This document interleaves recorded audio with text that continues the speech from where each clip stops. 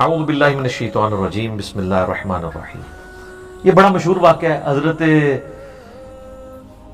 سلیمان بن داود علیہ السلام،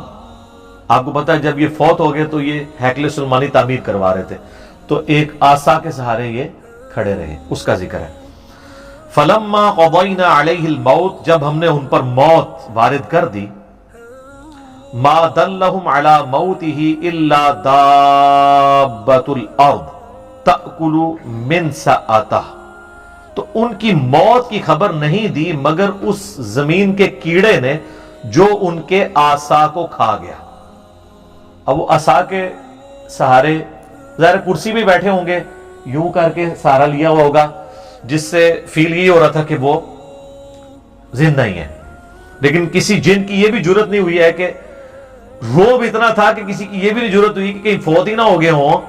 کہ اٹھ کے نماز بھی نہیں پڑھ رہے، کتنے دنوں سے جسم اسی طریقے سے ہے، اتنی بھی ان کی جرت نہیں تھی، ڈرتے تھے۔ فلما خر، جب ان کا جسم نیچے آیا،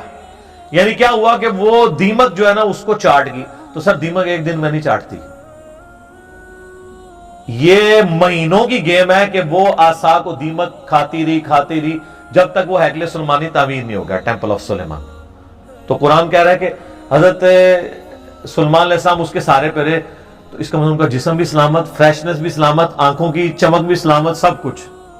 ادروائز تو ان کو شک پڑ جاتا۔ اور اللہ نے اس چیز کا ذکر کیا ہے کہ یہ اللہ نے کیوں کروایا ہے۔ اللہ کہتا ہے جیسے ہی وہ ان کا جسم نیچے آیا، اب یہاں ہونا چاہیے تھا جسم نیچے آیا تو فرشتوں نے تھام لیا، نہیں سر انجینئر ہے، زمین پہ ہی آیا، کوئی گستاخی نہیں ہوگی، بے ادبی نہیں ہوگی۔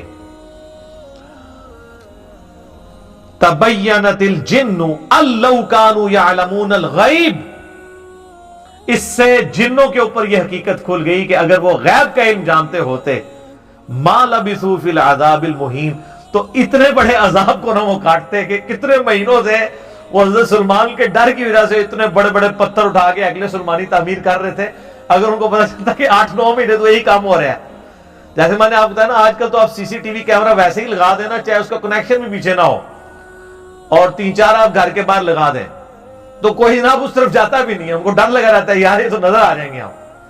تو اللہ تعالیٰ فرمایا کہ علم غیب اگر جنوں کو ہوتا نا تو ان کو کیوں نہیں پتا چل گیا کہ یہ فوت ہو گئے۔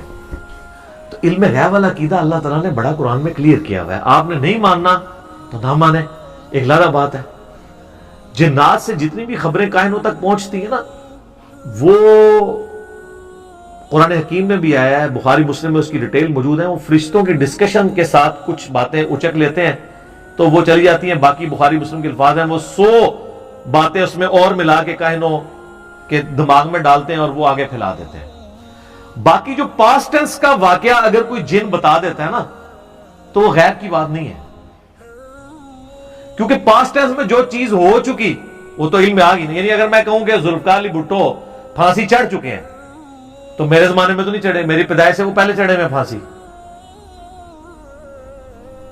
تو یہ نہیں میں نے دیکھا ہے،